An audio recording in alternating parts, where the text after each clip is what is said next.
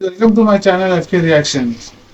आज जो वीडियो मैं आपके सामने लेकर के आया हूँ वो कुरान शरीफ की सबसे छोटी सूरह है, सूरह कौसर के बारे में ये वीडियो है। आज हम इस वीडियो में देखेंगे कि क्या वजह थी कि ये सूरह नाजिल अल्लाह ताला ने नाजिल करी थी। तो चलिए शुरू करते हैं पहले इस वीडियो को। ये बात है कुरान की, ये बात है उस इंसान की जिसने रसूलुल्लाह का दिल तोड़ कर रख दिया। अब कोई नहीं उसका नाम लेने वाला। ये बात है अबू लहब की, सूरह कौसर की। इन्ना अअतैनाकल कौसर। अक्सर हम लोग अपनी नमाजों में सूरह कौसर को रिसाइट करते हैं,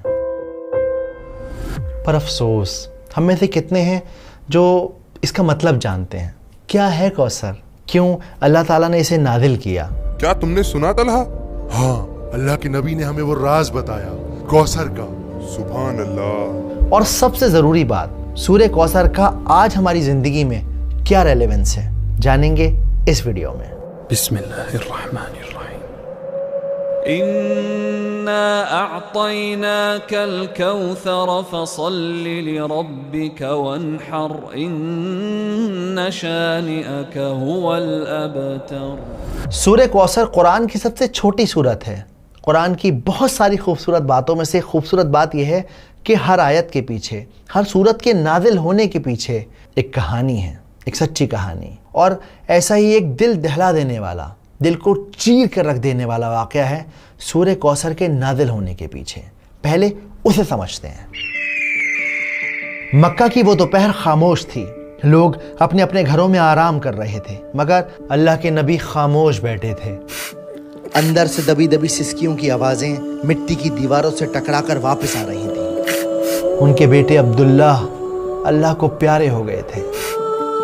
वो नन्हा सा जिस्म जो कल तक उनके सीने से लगकर सांस लेता था, अब मिट्टी की गोद में था। मगर बराबर वाली दीवार से टेक लगाए एक आदमी खड़ा था। मुझे भी बताओ अबू लहब, क्या मामला है? सबर रखो बा, सबर। यह आदमी और कोई नहीं बल्कि रसूलुल्लाह का चचा था। अंदर से आती हर सिसकी उसके चेहरे की मुस्कान बन रही थी। और फिर वो खुशी से चिल्लाया, बुतीरा मोहम्मद, बुतीरा मोहम्मद। खत्म हो गया मोहम्मद का बेटा, टूट गया मोहम्मद की नस्ल का सिलसिला। उसकी आवाज ने नबी का दिल चीर कर रख दिया।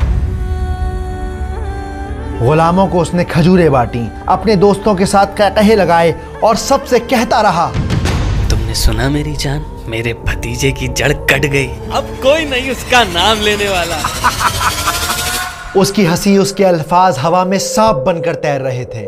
मगर अल्लाह ने अपने नबी को अकेला नहीं छोड़ा, उन्हें एक तोहफा दिया। ये तोहफा था सूरह कौसर। इस सूरत में अल्लाह ने अपने नबी से कहा कि ए नबी, आप फिक्र न करें, हमने आपको कौसर अता की है, तो बस आप इबादत कीजिए अपने रब की। और वो जो आपको बार बार बुतीरा मोहम्मद कहता है कि मोहम्मद की जड़ कट गई, नस्ल कट गई, असल में उनकी नस्ल ख़त्म हो जाएगी। अल्लाह के नबी के चेहरे पर मुस्कान आ गई। दिन ढल गया। अबू जहल बेवकूफ़ों की तरह हंसता रहा। उसे क्या खबर कि अल्लाह ने उसे जीते जी बर्बाद कर दिया। नस्ल कट गई।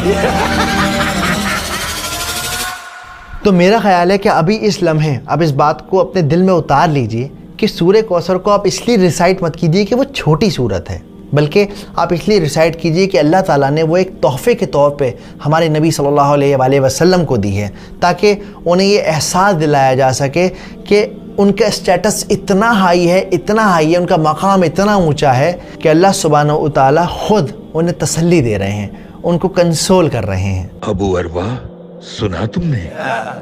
अल्लाह ने नबी का मकाम और ऊंचा कर दिया है। तो पहली आयत है इन्ना आतैना कल कौसर। तो जब कुरान में इन्ना का लफ्ज़ आता है तो इसका मतलब होता है कि किसी बात पे जोर दिया जा रहा है। तो इस पहली आयत का मतलब है कि बेशक हमने आपको कौसर गिफ्ट की है, अता की है। अब कौसर क्या है?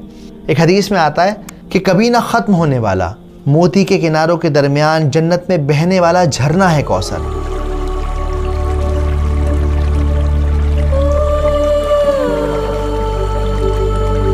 جس کا پانی برف سے ٹھنڈا ہے، جس کا پانی شہد سے میٹھا ہے اور جس کا پانی دودھ سے زیادہ سفید ہے، وہ ہے کوثر۔ اب یہاں پر آتینا کا جو لفظ ہے اس کا مطلب ہوتا ہے تحفہ دینا، گفٹ دینا۔ اگر آپ آج کے ماڈرن دور میں سائیکولوجیکلی دیکھیں تو دنیا میں انسان کسی بھی انسان کو 7 وجہوں سے گفٹ دیتا ہے، صرف 7 ریزن ہے جس کی وجہ سے ہم ایک دوسرے کو تحفے دیتے ہیں، جیسے کسی سے کام نکلوانا ہو، کسی کی شادی ہو، کوئی فیسٹیول ہو، یا پھر کسی کے ساتھ تعلقات مینٹین کرنے ہوں، یا کسی نے کوئی اچھا کام کیا ہو تو شاباشی دینے کے لیے آپ تحفہ دیتے ہیں۔ لیکن اللہ سبحانہ و تعالیٰ یہاں پر آپ صلی اللہ علیہ وآلہ وسلم کو جو تحفہ دے رہے ہیں وہ تحفہ اس وجہ سے دے رہے ہیں کہ وہ انہیں امپورٹنس فیل کرانا چاہتے ہیں کہ ساری کائنات میں آپ بہت زیادہ امپورٹنٹ ہیں، اتنے امپورٹنٹ ہیں کہ اللہ رب العزہ آپ کو خود کنسول کر رہے ہیں، آپ کا مقام اونچا کر رہے ہیں۔ کوثر جنت کا جھرنا تو ہے، اس کے علاوہ اور کیا تحفے دیے ہیں اللہ نے؟ اللہ سبحانہ و تعالیٰ نے ہمارے نبی کو قرآن دیا ہے جو ہمیشہ رہنے والا ہے اور آج بھی ہمارے ساتھ اور ہمیشہ رہے گا۔ اس کے علاوہ اور کیا تحفے دیے ہیں اللہ نے؟ اور سب سے بڑا تحفہ یہ ہے اللہ نے اپنے نبی کا نام تا قیامت زندہ رکھا ہے، اپنے نام کے ساتھ جوڑ دیا ہے نبی کا نام۔ واقعی سبحان اللہ۔ اس کے علاوہ انہیں بیٹیاں دی ہیں۔ بار بار ابو لہب کہہ رہا تھا کہ بطیرہ محمد، بطیرہ محمد، کوئی لڑکا نہیں ہے ان کا، کیا نام چلے گا ان کا؟ لیکن آپ دیکھیں آج بھی ہم اپنی بچیوں کے نام آپ صلی اللہ علیہ وسلم کی بیٹیوں کے نام پر رکھتے ہیں، آج بھی انہیں یاد کرتے ہیں۔ رقیہ، فاطمہ۔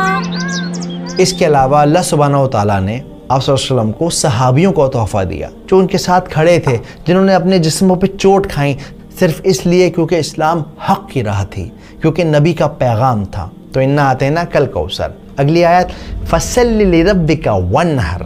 تو اب جب ہم نے آپ کو تحفہ دے دیا ہے تو آپ کو کیا کرنا چاہیے؟ آپ کو چاہیے کہ اپنے رب کی عبادت کریں اور قربانی کریں۔ دیکھو جنرلی دنیا میں 2 طرح کی عبادتیں ہوتی ہیں، ایک ہوتی ہے پرائیویٹ عبادت، ایک ہوتی ہے پبلک عبادت۔ پرائیویٹ عبادت کیا ہے؟ نماز پڑھنا، تہجد پڑھنا۔ پبلک عبادت کیا ہے؟ قربانی کرنا، اس کا گوشت لوگوں میں بانٹنا، لوگوں کی مدد کرنا۔ تو اللہ سبحانہ و تعالیٰ اس آیت کے اندر ان دونوں عبادتوں کا ذکر کر رہے ہیں۔ اب یہاں پر یہ جو ونحر کا لفظ ہے اس کا مطلب ہوتا ہے قربانی دینا، اسی لیے عید الاضحیٰ کے دن کو یعنی کہ بقرعید کے دن کو یوم النحر بھی کہا جاتا ہے، یعنی قربانی کا دن۔ تو فصلی لربک وانحر، عبادت کیجئے اور قربانی کیجئے۔ اور تیسری آیت ہے انا شانیک هو الابتر۔ اسکالر کہتے ہیں کہ جو شانیہ کا جو لفظ ہے، شانیہ اس کا مطلب ہوتا ہے دشمنی، لیکن ایسی دشمنی کہ انسان اس کے اندر اپنی عقل کھو دے، اس کا دماغ کام کرنا بند کر جائے۔ اب آپ نوٹ کریے اللہ کے رسول کے گھر میں ایک انتقال ہو گیا ہے، لیکن یہ ابو لہب یہ مذاق اڑا رہا ہے، مٹھائیاں بانٹ رہا ہے، اس کی عقل نے کام کرنا بالکل بند کر دیا۔ ایک انسان کی جو بیسک ہیومینٹی ہوتی ہے وہ اس کی عقل کام نہیں کر رہی۔ اس کی آج کے دور میں مثال ہے جو اسرائیل کر رہا ہے، چھوٹے چھوٹے بچوں کو مارنا، بوڑھوں کو مارنا، لوگ کھانا لینے آ رہے ہیں انہیں ختم کر دینا۔ تو یہ شانیہ کا والی نفرت ہے، ایسی نفرت ہے جس میں انسان کا دماغ کام نہیں کرتا، وہ اپنے غرور، اپنے جنون، اپنے ایگو میں رہتا ہے۔ تو اللہ تعالیٰ کیا کہتے ہیں؟ انا شانیہ کا هو الابتر۔ اور یہ لوگ، یہ لوگ جو آپ کو کہتے تھے کہ آپ ابتر ہو جائیں گے، آپ کا نام نہیں چلے گا، کوئی آپ کو نہیں پوچھے گا، وہ خود ابتر ہو گئے۔ وہ جس کی جڑ کٹ گئی، جس کی نسل ختم ہو گئی، جو برباد ہو گیا، جس کو کوئی پوچھنے والا نہیں ہے۔ اور جو اس بات کا ثبوت ہے کہ رسول اللہ کو ساری دنیا جانتی ہے اور ابو لہب کو ہم لوگ جانتے ہیں لیکن لعنت کے ساتھ اس کا نام لیتے ہیں۔ نسل کٹ گیا۔ لیکن آج اس صورت کا ہماری زندگی میں کیا ریلیونس ہے؟ کیسے ہم اس صورت کو اپنی زندگی میں اتار سکتے ہیں؟ دیکھیے آج بھی اکثر ایسا ہوتا ہے کہ ہم پریشان ہوتے ہیں نا تو لوگ تانا مارتے ہیں، 4 لوگوں میں بیٹھ کر مذاق بناتے ہیں۔ ایون جب گھر میں بیٹیاں پیدا ہوتی ہیں نا تو اپنا ماتھا پیٹ لیتے ہیں۔ انسان اس طرح کی حرکتیں کرتا ہے نا تو ایکچولی وہ ابو لہب کی راہ پہ چل پڑتا ہے۔ ابو لہب کیا کہتا تھا؟ محمد کا کوئی بیٹا نہیں، ختم ہو جائے گا اس کا نام اس کے بعد۔ اس کی سوچ یہ تھی کہ انسان کی جو نسل ہے وہ صرف اور صرف لڑکے سے چلتی ہے، ہمارے معاشرے میں آج کتنے ایسے لوگ ہیں جو اس طرح کی باتیں سوچتے ہیں، بیٹیوں کو بوجھ سمجھتے ہیں، لڑکوں سے اپنے خاندان اور نسل کو چلانے کی کوشش کرتے ہیں. انہیں لگتا ہے میرا خاندان تو جب ہی چلے گا جب میرے گھر میں لڑکا پیدا ہو جائے گا، چاہے اس خاندان کو محلے کے باہر کوئی جانتا نہ ہو، شہر کے باہر کسی کو پتہ بھی نہ ہو اس خاندان کے بارے میں، لیکن چاہیے صاحب لڑکا ہی لڑکا. تو اس لیے اس طرح کی سوچ سے بچیں، قرآن کو مطلب کے ساتھ سمجھیں، اور جب کوئی پریشان ہو تو اسے تسلی دیں، اسے کمفرٹ کریں. اکثر ہم لوگ نا کسی کو کمفرٹ کرنا بہت زیادہ اوور کر دیتے ہیں، اور جب وہ بندہ چپ نہیں ہوتا، سمجھتا نہیں ہے ہماری بات، ہم جھنجلا جاتے ہیں، اس سے ناراض ہو جاتے ہیں. پر ایکچولی ایسا نہیں کرنا ہے. آپ کو بس اسے یقین دلانا ہے میں ہوں تمہارے ساتھ. جیسے اللہ سبحانہ و تعالیٰ نے صرف اور صرف 3 آیتوں میں اپنے نبی کو تسلی دے دی. اب آپ کے اور میرے لیے کوثر کیا ہے؟ آپ کے اور میرے لیے کوثر ہے ہماری صحت، ہماری اولاد، ہمارا گھر، فری وقت، ہر وہ چیز جو آپ کو ملی ہوئی ہے وہ ایکچولی کوثر ہے.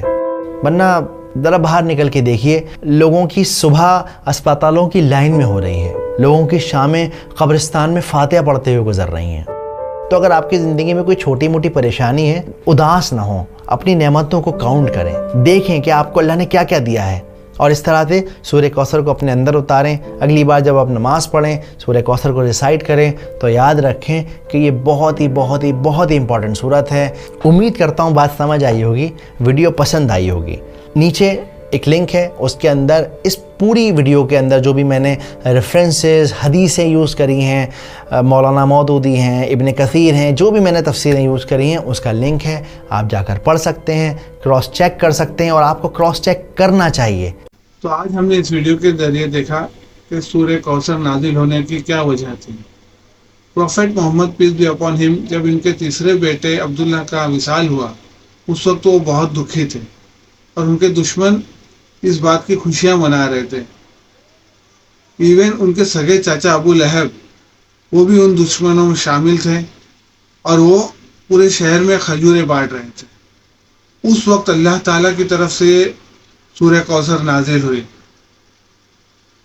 سورہ کوثر میں انہوں نے ایز اے گفٹ کے طور پر حضور اکرم صلی اللہ تعالی وسلم کو عطا کی ہے، اور انہوں نے کہا کہ اے محمد تم ان لوگوں کی پرواہ نہ کرنا، ہم نے آپ کو کوثر عطا کی ہے. تو اس ویڈیو کے ذریعے ہم نے جانا ہو کہ یہ وجہ کیا تھی، سورہ کوثر نازل ہونے کی وجہ کیا تھی. مجھے امید ہے کہ آپ کو بھی یہ ویڈیو بہت پسند آئی ہوگی. ویڈیو اچھی لگی ہو تو پلیز کمنٹ کر کے بتائیے گا، اور لائک، شیئر اور سبسکرائب کیجیے گا. اور یہ بھی کمنٹ کیجیے گا کہ اس ویڈیو کے ذریعے آپ نے کیا سیکھا. پھر ملتے ہیں ایسی کسی ویڈیو کے ساتھ، تب تک کے لیے اجازت دیجیے. جے ہند.